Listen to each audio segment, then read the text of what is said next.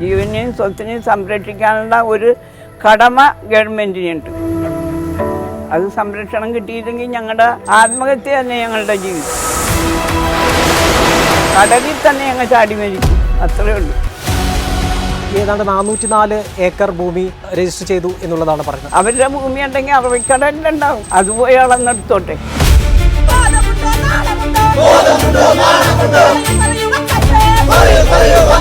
ഇതേപോലെ ഞങ്ങളുടെ വെക്കിട്ട് കയറാൻ വന്നിട്ട് അതിൻ്റെ അനുഭവം നല്ല പോലെ അനുഭവിച്ചാണ് പോയത്.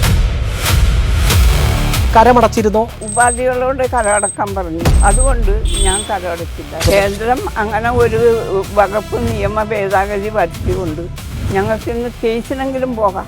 ഇനിയും ആ വാക്കുകളിൽ വിശ്വസിക്കുന്നതിൽ അർത്ഥമുണ്ടോ? പി ഡി സതീശന് അത് മാത്രം പറയാനുള്ള ഒരു മറുപടി, മുസ്ലിം സംഘടനകൾ ആ സഹോദരങ്ങൾ ചെയ്യുന്നത് ദൈവനാമത്തിൽ അവർ സത്യപ്രതിജ്ഞ ചെയ്തുകൊണ്ട് അവർ ചെയ്യുന്ന ഈ പിടിച്ചുപറി ദൈവം പൊറുക്കുമോ? ഞങ്ങൾ ഒരുപാട് വിശപ്പ് അനുഭവിച്ച് ജീവിച്ചിട്ടുള്ളവരാണ്. അപ്പോൾ വിശപ്പിനെ കുറിച്ചല്ല ഞങ്ങൾ ഓർക്കണം, ഞങ്ങളുടെ കുടിലിനെ പറ്റിയാണ്. ജനമില്ലെങ്കിൽ ഗവൺമെൻറ് ഉണ്ടാ, ജനമാണ് ഗവൺമെൻറ്. അത് ചിന്തിച്ചില്ലെങ്കിൽ ഇനി ഒരു തിരിച്ചടി ഈ ഗവൺമെൻറ്റിന് ഉണ്ടാകും. ഒരു തിരിച്ചടി കിട്ടിയില്ലേ? ഞങ്ങളിവിടെ മരിച്ചു വീണാലും ശരി, ഞങ്ങൾ ഒരു കുഞ്ഞ് ഇവിടെ നിന്ന് ഇറങ്ങിക്കൊടുക്കാനോ ഈ ഭൂമി വിട്ടുകൊടുക്കാനോ ഒരിക്കലും നടക്കില്ല.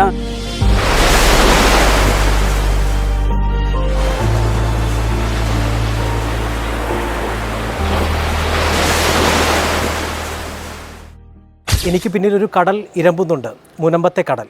എനിക്ക് മുൻപിലും മറ്റൊരു കടൽ ഇരമ്പുന്നു. അത് വഖഫ് അധിനിവേശം സൃഷ്ടിച്ച സുനാമി തിരകൾ അലയടിക്കുന്ന മറ്റൊരു കടലാണ്. ആ കടലിൻ്റെ പേരാണ് ലിസി ആൻ്റണി. മുനമ്പത്തുകാർ അവരെ വിളിക്കുന്നത് ലിസാമ ആൻറ്റി എന്നാണ്. അവർ നമ്മോടൊപ്പമുണ്ട്.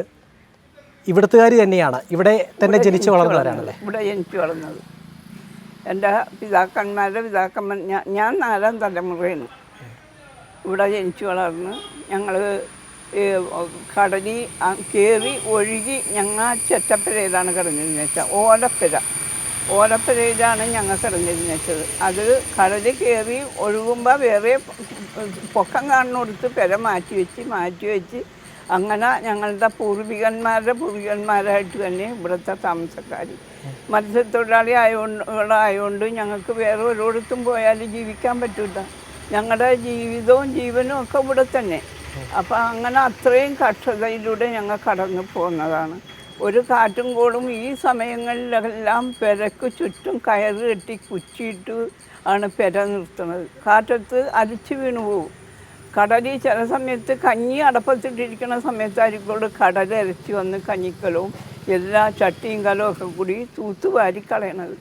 അത്രയും ഒരവസ്ഥ മാതാപിതാക്കൾ അനുഭവിച്ച് ഞങ്ങളും അനുഭവിച്ച് ഈ 76-ലാണ് ഇവിടെ ഈ പാലത്തിന് കുറ്റിയിടണത്, ഒരു സിവാടുണ്ടാകാൻ വേണ്ടി. അത് ഒരുപാട് പരാതികളും സങ്കടങ്ങളും ഞങ്ങൾ അനുഭവിച്ച് പരാതിപ്പെട്ടു. ഓരോ ഗവൺമെൻറ്റിനോടും ഞങ്ങൾ ആവലാതിപ്പെട്ടതിന് ശേഷമാണ് ഇവിടെ പാലം തന്നെ പണിയാനായിട്ട്. അത് ഗവൺമെൻറ്റിൻ്റെ പാലമല്ല, വിജയക്കാരും രവീന്ദ്രക്കാരും വന്ന് പാലം, ആ കമ്പനിക്കാരാണ് ഇവിടെ പാലം പണിത് കല്ലടിച്ച് 85, 82, 84 കാലഘട്ടത്തിലാണ് ഇവിടെ സിവാട് വരണത്. സിവാട് വന്നതിന് ശേഷമാണ് ഈ ആർത്തരമ്പ്യ കടൽ ഞങ്ങളുടെ സ്ഥലങ്ങളിലേക്ക് കയറാതെ ആയത്. അപ്പോഴാണ് അത് ഞങ്ങൾക്ക് ഒരു നിവൃത്തിയില്ലാത്ത ഞങ്ങൾ കുറേശ്ശെ പൈസയൊക്കെ ഉണ്ടാക്കി എല്ലാവർക്കും ഒരു ആഗ്രഹമുണ്ട് ഈ ചെറ്റമൊന്ന് മാറ്റി ഒരു മതിൽ കെട്ടി ഒരു കുടിൽ ഞങ്ങൾക്ക് ഉണ്ടാക്കണമെന്ന്. അങ്ങനെ ഒരുപാട് കഷ്ടപ്പെട്ടും അധ്വാനിച്ചും ഞങ്ങൾ ആണും പെണ്ണും കടലിൽ കിടന്ന് പെണ്ണുങ്ങൾ തിരുവാരിയും ആണുങ്ങൾ കമ്പവലയാണ്, അന്ന് ചീനവലയാണ്, ബോട്ടൊന്നുമില്ല. ആ ചീനവല വലിച്ചും ഒക്കെയാണ് ഞങ്ങൾ കഷ്ടപ്പെട്ടുണ്ടാക്കിയ കുടിലുകളാണ്. ഇവിടെ റോഡ് വന്ന് വികസനം വന്ന് കറണ്ട് വന്ന്, അന്നൊക്കെ കറണ്ടൊന്നുമില്ല, ഇരുട്ടിലാണ് പാട്ടവിളക്ക് കത്തിച്ച് വെച്ചാണ് ഞങ്ങൾ ജീവിക്കണം. ഈ കടലൊഴുകുമ്പോഴും ഞങ്ങളെയും പായെന്ന് പറയാനില്ല, മിക്കതും ഈ ടർപ്പായ സാധനങ്ങളൊക്കെ വിരിച്ചാണ് ഞങ്ങളെയൊക്കെ അമ്മമാർ കിടത്തി വെച്ചത്. അതൊക്കെ പൊക്കി വേറെ സ്ഥലത്ത് കൊണ്ടുപോയി നേരം വെളുപ്പിച്ച് അത്രയും കഷ്ടതയോടുകൂടി, കഷ്ടതയുടെ 7 മടങ്ങ് ചൂളയിലാണ് ഞങ്ങൾ ജീവിച്ചത്. ഞങ്ങൾ നേടിയെടുത്തതെല്ലാം നഷ്ടപ്പെടുന്ന ഒരവസ്ഥയിലേക്കാണ് ഞങ്ങൾ കടന്നു പോകുന്നത്. ഈ ഈ ഞങ്ങൾ കാശ് കൊടുത്ത് മേടിച്ച ഭൂമിക്ക് ഇവിടെ തൈ വെച്ചപ്പോഴാ കുടിൽ വെച്ചപ്പോഴാ ഒരു തടസ്സവും ഞങ്ങൾക്ക് ഉണ്ടായില്ല. അതാണെന്ന് പറഞ്ഞാൽ ഇപ്പോൾ അമ്മയുടെ പിതാക്കന്മാരോ അവരുടെ പിതാക്കന്മാരോ ഇത് നമ്മുടെ ഭൂമിയല്ല എന്ന രീതിയിൽ കണ്ടിരുന്നോ, അല്ലെങ്കിൽ ഏതെങ്കിലും സൂചന എങ്ങനെ തന്നില്ല, ഉണ്ടായിരുന്നില്ല. ഇത് കടൽ വെച്ച ഭൂമി.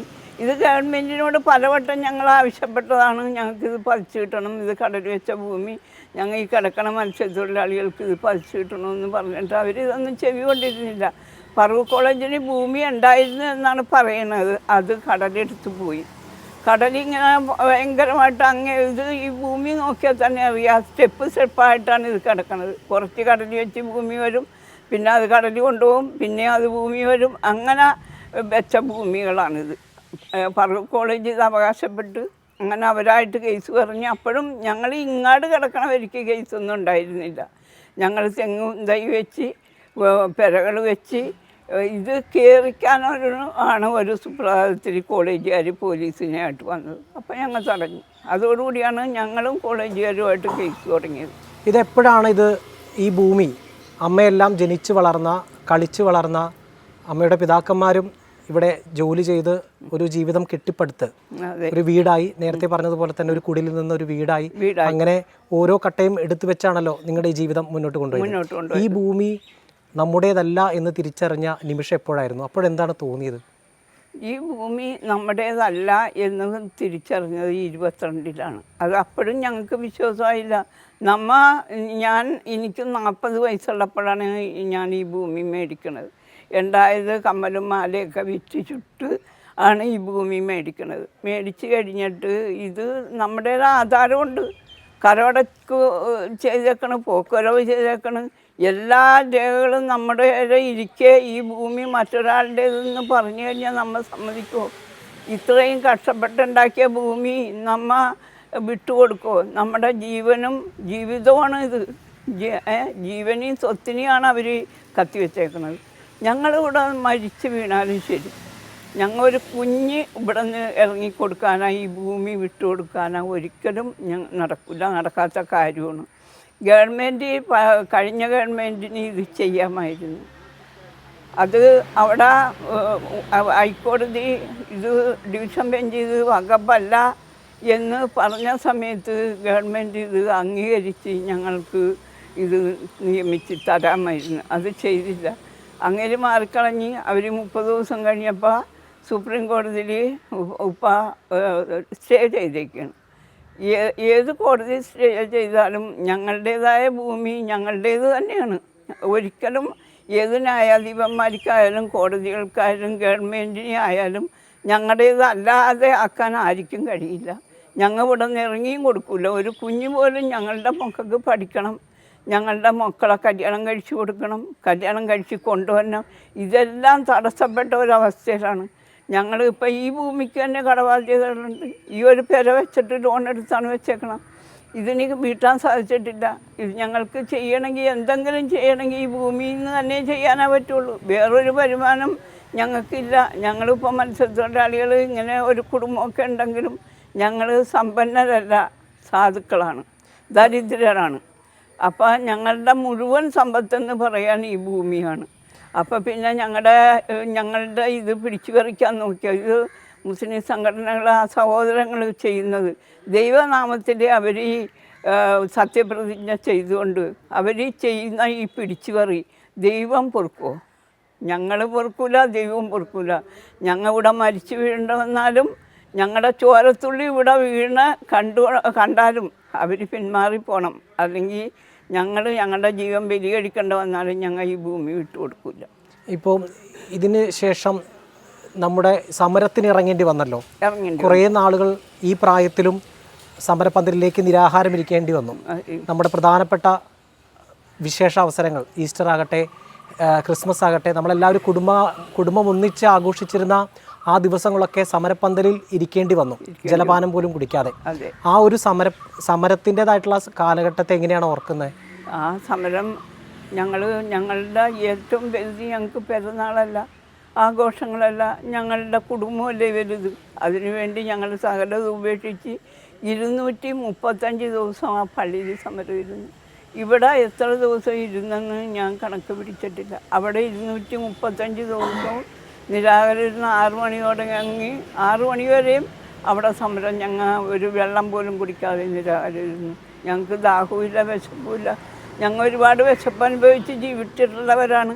അപ്പോൾ വിശപ്പിനെ കുറിച്ചല്ല ഞങ്ങൾ ഓർക്കണം, ഞങ്ങളുടെ കുടിലിനെ പറ്റിയാണ്, ഞങ്ങളുടെ കിടപ്പാടത്തിനെ പറ്റിയാണ്. അതുകൊണ്ട് വളരെ ആശങ്കയോടുകൂടി തന്നെ, പ്രയാസത്തോടുകൂടി തന്നെ ഞങ്ങളവിടെ ഇരുന്ന്. ഇപ്പോഴും ഞങ്ങൾക്കുണ്ട് ആശങ്ക, ഒഴിവായില്ലല്ലോ. ഇപ്പോൾ ഇത് ഉമി ഹോട്ടലിൽ രജിസ്റ്റർ ചെയ്ത് എന്ന് പറഞ്ഞതോടുകൂടി ആശങ്ക വർദ്ധിച്ചിരിക്കുകയാണ്. എങ്കിലും ഞങ്ങൾ ഭയപ്പെടണില്ല. അത് ഒരു ഓലപ്പാമ്പ് മാത്രമേ ഞങ്ങൾ നിശ്ചയിച്ചിട്ടുള്ളൂ. ഈ കിടക്കുന്ന ജനം ഇത്രയും കഷ്ടതയിലൂടെ പോകുമെങ്കിൽ ഞങ്ങൾ ഇവിടെ പോരാടി ഞങ്ങൾ ജയിക്കും. എന്ത് തന്നെയായാലും ഞങ്ങളുടെ പോരാട്ടം ഞങ്ങൾ നിർത്തൂല. ഞങ്ങളുടെ സമരം വേണ്ടി വന്നാൽ ഈ സമരവും ഒന്നും കൂടി ഊർജ്ജമാക്കി ഞങ്ങൾ സമരം ചെയ്യും. വേണ്ടപ്പെട്ട സ്ഥലങ്ങളിൽ ഞങ്ങൾ പിക്കറ്റിങ് നടത്തും. വേണ്ടുന്ന എന്താണെന്ന് വെച്ചാൽ ഞങ്ങൾക്ക് ആശ്വാസം തരേണ്ട ഗവൺമെൻറ്റുകൾ തന്നില്ലെങ്കിൽ ഞങ്ങൾ വേണ്ടുന്നത് എന്താണെന്ന് വെച്ചാൽ ഗവൺമെൻറ്റിന് എതിരായിട്ട് ഞങ്ങൾ ചെയ്യും. ഗവൺമെൻറ് ജനമില്ലെങ്കിൽ ഗവൺമെൻറ് ഉണ്ടാ, ജനമാണ് ഗവൺമെൻറ്. അത് ചിന്തിച്ചില്ലെങ്കിൽ ഇനി ഒരു തിരിച്ചടി ഈ ഗവൺമെൻറ്റിന് ഉണ്ടാകും. ഒരു തിരിച്ചടി കിട്ടിയില്ലേ, എല്ലാ സാധുക്കളെയും ഉപദ്രവിച്ച് വെക്ക്. അപ്പം ഇനിയും ഒരു തിരിച്ചടി ഉണ്ടാകും. വി ഡി സതീശൻ പല പ്രാവശ്യവും അവരുടെ നേതാക്കളും ഡൊമിനിക് പ്രസിഡേഷൻ, ചെന്നിത്തല എല്ലാവരും ഞങ്ങൾക്ക് വാഗ്ദാനം ചെയ്തിട്ടുണ്ട്. നിങ്ങൾ പേടിക്കേണ്ട, നിങ്ങൾക്ക് ഇത് തിരിച്ച് ഞങ്ങൾ തരുമെന്ന്. 10 മിനിറ്റ് കൊണ്ട് ശരിയാക്കാമെന്ന് പറഞ്ഞിട്ടുണ്ടെങ്കിൽ അവർ 10 ദിവസം കൊണ്ടല്ല 10 മാസം കൊണ്ടായാലും ഞങ്ങളുടെ ആശങ്ക ഒഴിവാക്കി തന്നെ. ഇല്ലെങ്കിൽ ഞങ്ങൾ വിട്ടുകൊടുക്കില്ല. ഞങ്ങളെ ഇവിടെ കുടിയൊഴിപ്പിക്കാമെന്ന് നോക്കണ്ട. ഞങ്ങൾ കുടിയന്മാരല്ല. ഞങ്ങൾ ഉള്ളത് വിറ്റ് ചുട്ട് കഷ്ടത അനുഭവിച്ച് ഞങ്ങൾ മേടിച്ച ഭൂമിയാണ്.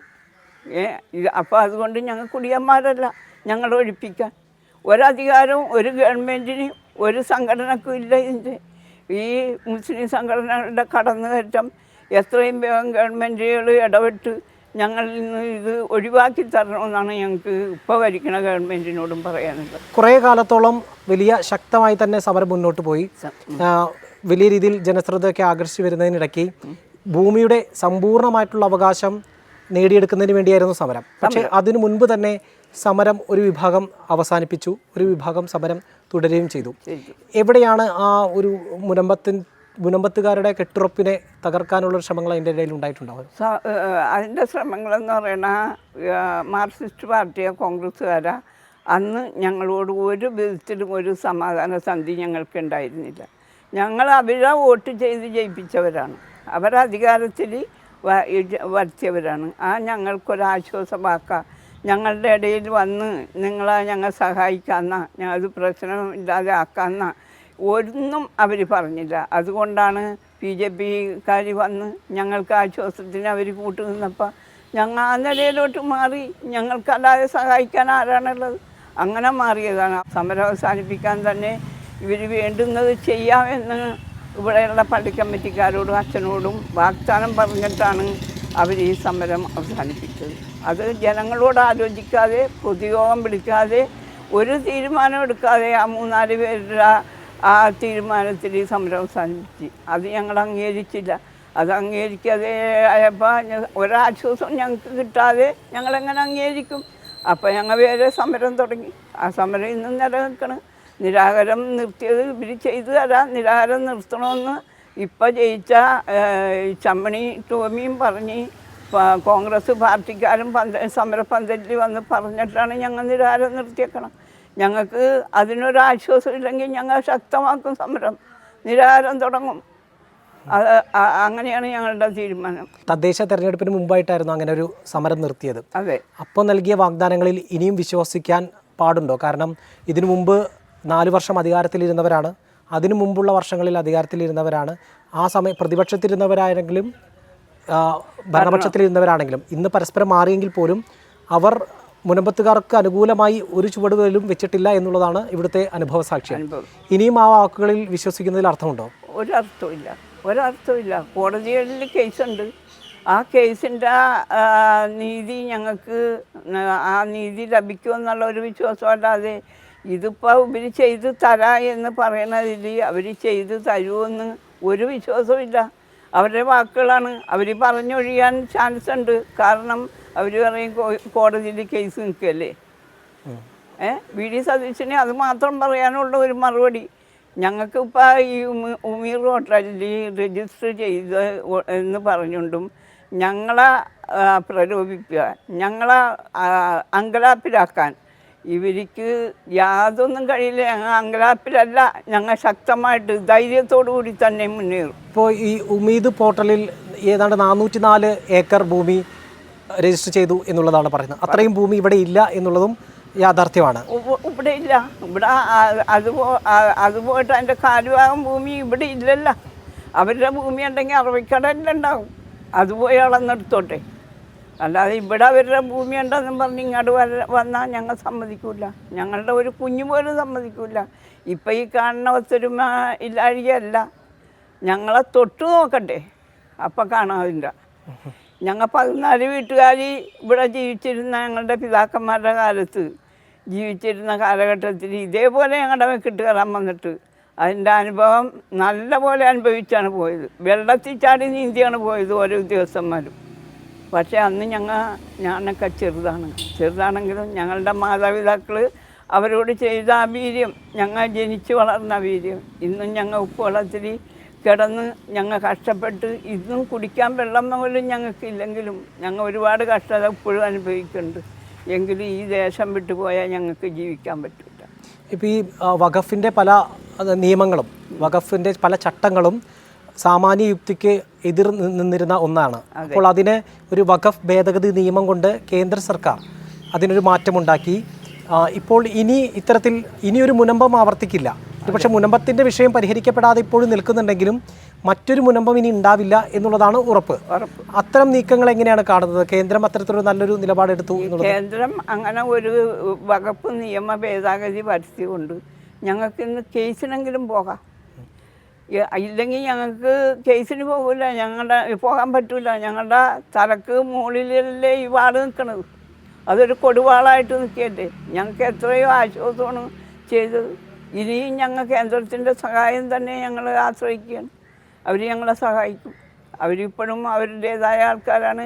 ഞങ്ങൾക്ക് ഈ 10 ലക്ഷം 15 ലക്ഷം രൂപ കൊടുത്ത് കേസുകൾ പറയാൻ പറ്റുമോ? പറ്റില്ല. അവരുടെ ആൾക്കാർ തന്നെയാണ് ഞങ്ങൾക്ക് വേണ്ടി ഇപ്പോൾ കേസ് തന്നെ പറയണത് സുപ്രീം കോടതി. ഇപ്പോൾ ഉപാധികളോടെ കരമടയ്ക്കാനുള്ളൊരു അവകാശം അല്ലെങ്കിൽ അങ്ങനെ ഒരു രീതിയിലേക്ക് ഹൈക്കോടതിയുടെ ഒരു ഉത്തരവിൽ അല്ലെങ്കിൽ നിലപാടിൽ അത്തരത്തിലൊരു സാധ്യതയുണ്ടായിരുന്നല്ലോ, ഉപാധികളോടെ കരമടയ്ക്കാനുള്ളത്. സമ്പൂർണ്ണ അവകാശമാണ് ഭൂമിയിൽ ആവശ്യപ്പെടുന്നത്. ആ കരമടച്ചിരുന്നോ? ഞാൻ അടച്ചില്ല. കാരണം ഉപാധികളോടെ കരമടക്കാൻ പറഞ്ഞ് ആരുടെ രജിസ്റ്ററിലാണ് ഞങ്ങളുടെ കരമടക്ക് വന്നതെന്ന് ഒരു വിശ്വാസം ഉണ്ടായില്ല എനിക്ക്. അതുകൊണ്ട് ഞാൻ കരമടച്ചില്ല. എൻ്റെ ഭൂമിയുടെ ആശങ്ക എന്നൊഴിയണോ അന്ന് ഞാൻ കരമടക്കുള്ളൂ. അതാ ചെയ്യുള്ളൂ. ഞാൻ കരമടച്ചില്ല. ഒരുപാട് ആളുടെ കരമടച്ച് ഞാൻ അടച്ചില്ല. ഞാൻ അടക്കാഞ്ഞത് ഞാൻ എന്ത് വിശ്വസിച്ചുകൊണ്ട് ഈ ഉദ്യോഗസ്ഥന്മാരെയും മറ്റുള്ളവരെയും എന്ത് വിശ്വസിച്ചുകൊണ്ടും കരമടക്കും. അവർക്ക് ഞങ്ങൾ പൈസ കൊടുത്ത് അവർ ഒരു നോട്ടീസ് വന്നു വകുപ്പിൻ്റെ. അവർക്ക് പറയാറുന്നല്ല, ഞങ്ങൾ പൈസ കൊടുത്ത് വാങ്ങി ഇത്രയും വർഷങ്ങൾ അവിടെ താമസക്കാരാണ്, അതുകൊണ്ട് അത് സാധ്യമല്ല, ആ നോട്ടീസ് ഇവിടെ കരമടക്കൽ നിർത്തലാക്കാൻ സാധ്യമല്ല എന്ന് പറഞ്ഞ് മറുപടി അവർക്ക് കൊടുക്കാറുന്നല്ല. അവരും ഞങ്ങളെ ചതിച്ചില്ലേ. ഉദ്യോഗസ്ഥന്മാരെയൊക്കെ എങ്ങനെ വിശ്വസിക്കും? അത് കാരണം ആ വിശ്വാസം ഇല്ലാഞ്ഞതുകൊണ്ട് ഞാൻ കരമടച്ചില്ല. സാധാരണ ഒരു കുടുംബങ്ങൾ ജീവിതം മുന്നോട്ട് കൊണ്ടുപോകുന്നത് ഇത്തരത്തിലൊരു വീടും ഭൂമിയും എല്ലാം പല രീതിയിൽ ക്രയം ചെയ്തുകൊണ്ടാണ്. ഒരു പക്ഷേ ലോണിൻ്റെ കാര്യങ്ങൾക്കാണെങ്കിലും മറ്റേതും അതിലൊന്നും ആവാത്ത ഒരു അവസ്ഥയാണ് ഇപ്പോഴുള്ളത്. ഒരു ജീവിതം കരിപ്പിടിപ്പിക്കുന്നത് എത്രത്തോളം ബുദ്ധിമുട്ടുണ്ട് ഇപ്പോൾ അമ്മയ്ക്ക്? ഭയങ്കര ബുദ്ധിമുട്ടുണ്ട്. മുന്നോട്ടുള്ള ഒരു ജീവിതം, ഒരു ദിവസത്തെ ജീവിതം തന്നെ മുന്നോട്ട് കൊണ്ടുപോകാൻ ഒരുപാട് പ്രയാസത്തിലും ബുദ്ധിമുട്ടിലുമാണ്. ഇപ്പം മോൻ കടലിൽ പോയേക്കണം. നമുക്ക് ഈ ആർത്തരമ്പണ കടലിലും ഈ പ്രകൃതിക്ഷോഭം ഉള്ളപ്പോഴും പോയില്ലെങ്കിൽ നമ്മ എങ്ങനെ ജീവിക്കും? നമുക്ക് ജീവിക്കാനായിട്ടൊരു വകയില്ല. അതുകൊണ്ട് പോയേക്കണം, കടലിൽ പോയേക്കണം. കടലിൽ പോയ കൊണ്ട് ഓരോ ദിവസം കിട്ടിയാൽ കിട്ടി, ഇല്ലെങ്കിൽ ഇല്ല. മടങ്ങിപ്പോന്നാൽ ഇല്ല. പിന്നെ റേഷനരിയൊക്കെ കൊണ്ട് അങ്ങനെ ജീവിതം കഴിച്ചു കിട്ടും. വലിയ ആഡംബരം അല്ലെങ്കിലും വിശപ്പിന് എന്തെങ്കിലും കഴിക്കണമെന്ന് മാത്രമേ ഉള്ളൂ. സ്വന്തമായി മണ്ണ്, സ്വന്തമായൊരു വീട്, ഭൂമി എന്നൊക്കെ പറയുന്നത് ഒരു ആത്മാഭിമാനം കൂടിയാണല്ലോ. നമ്മളെന്നുള്ള ഒരു വ്യക്തിയെ അംഗീകരിക്കുന്നത് കൂടി, ഒരു സമൂഹത്തെ അംഗീകരിക്കുന്നതിൻ്റെ കുടിഭാഗമാണല്ലോ അത്. അതെ. അതില്ലാത്തൊരവസ്ഥ ഇപ്പോൾ കുറച്ച് കാലങ്ങളായി. ഇപ്പോൾ ഏതാണ്ട് സമരപ്പന്തലിൽ തൂക്കിയിട്ടിരിക്കുന്ന ഒരു ബോർഡിൽ ഇങ്ങനെ ദിവസങ്ങളുടെ എണ്ണം മാറി മാറി വരുന്നുണ്ട്.